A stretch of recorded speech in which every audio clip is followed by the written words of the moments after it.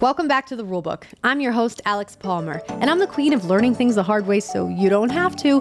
On this podcast, we're talking about the mistakes I made and the lessons I learned along the way to create the rules I now live by. On each episode, we'll be discussing a new rule, why I created it, how it came about, and how you can apply it in your own life. So let's get into it. Welcome back to the RuleBook, everybody. This is episode number 28, The Cringier, the Better. Happy Tuesday. Last week was an interesting one for me. Your girl was on TV. That's right, for my Subway shirt trend video that I filmed last summer. I was interviewed by Inside Edition and it aired last Thursday. I will leave a link to the interview below in case you want to check it out. I also have a full episode of the podcast that was dedicated to the Subway shirt trend. So if you want to watch that, it is episode number 26 and I'll leave a link to that below. But this week, I wanted to talk about another trend. Cringe talk. I was reading in the New York Times this article where they were talking about cringe, and it was super interesting. They went down a whole TikTok rabbit hole of all these creators who ended up getting millions of followers from being as cringy as possible. Examples of what is cringe can vary from being super self-absorbed to just a lack of self-awareness and just overall doing the opposite of what is socially accepted or expected. And guess what? These creators are making bank from being as embarrassing as possible. So rule number 28, be unembarrassed, because embracing the cringe is strangely the most relatable thing that you can do, especially on social media. We all worry about being perceived, and this either stunts our content creation or completely stops it in its tracks because we don't want to post the video in the first place because we're so afraid of other people judging us. So I really like this idea of intentionally being embarrassing or doing the wrong thing when we're all so obsessed with doing the right thing every second of our lives. Instagram especially is all about curating the perfect feed, curating the perfect version of yourself that you want everyone to see, and ironing out every single detail, while TikTok is really on the opposite end of that spectrum because it's all about raw or seemingly unfiltered videos. So it's really no surprise that the people who were not flourishing on Instagram actually ended up doing really well on TikTok. I've personally done some really cringy videos and they usually are successful. I think people are starved for entertainment because how many aesthetic videos can you really look at before they all start to blend into one? Even some of my cringier videos that I was like, oh, I don't know if I should post this. And then they ended up going viral or baby viral because they're at like under 100,000 views, but pretty close. I was like, oh, should I delete this? Because I don't even know if this is what I want to spread, but it's comedy. It's supposed to be funny, and I ended up leaving it up. But sometimes the comments do get you down. I think we all see those comments. Is this satire? And sometimes it's easier just to say yes, even if it's not. But no, this really was satire. But the thing is, we all take ourselves so seriously all the time that there's like no more room for humor, it seems.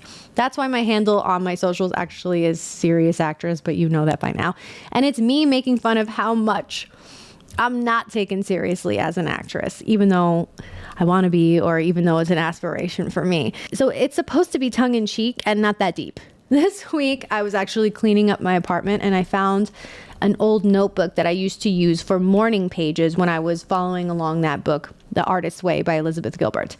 The Artist's Way, God, it's been so long since I've opened it, but it's basically supposed to, it's for creatives and it's supposed to help you like access the creative side of yourself, especially if you've been struggling for inspiration lately. I didn't finish it, but I did find my old morning pages and I wanted to share it here because one of the exercises that I did was to write as my 80-year-old self to my current self. And I thought it was very funny what I said because it was honestly so in line with this episode. So I'm going to read it now.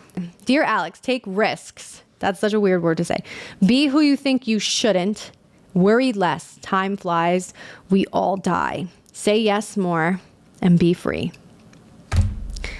Girl, that's right. I was like, wow, that's really deep.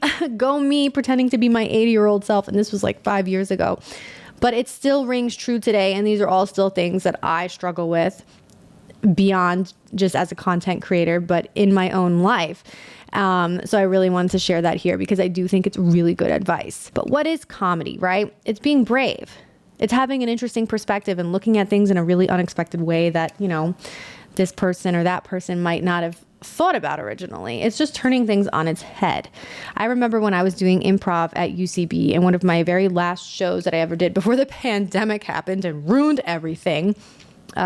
We were on stage. It really wasn't going well, but I ended up playing Dolly Parton. And when my scene partner asked me for my autograph, we hadn't really found like the gag of the scene yet. So I pulled out my improv boob and I signed the autograph like this. And I got a big laugh and like, whatever. It didn't really save the scene or the show, but like it was my shining moment, right? And then at the end of the show, we all get critique from our professor. And when it came to me, I was so nervous because I was like, oh my God, I'm going to get screamed at for what I did. Like, whatever. I was expecting like, oh my God, to get a lecture. Like, this was inappropriate. And my teacher was like, Alex, bravo. Like, you were so brave. And I was shocked. I was like, oh, snap. Really? You thought that was brave? And he was like, yeah, that was brave to do. And that's what more people should be doing in the scene. And that's really interesting advice because it's like, going back to like what I told myself in the morning pages, be who you think you shouldn't, which is really funny.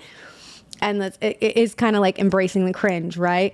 So I think that's funny. Like, sign every piece of art that you're making with your boob or in this unexpected fun way. And obviously I mean your improv boob. I don't mean literally. I don't think signing it with your DICK is actually as funny as signing it with your boob, but that's just me. So there's a fine line, people.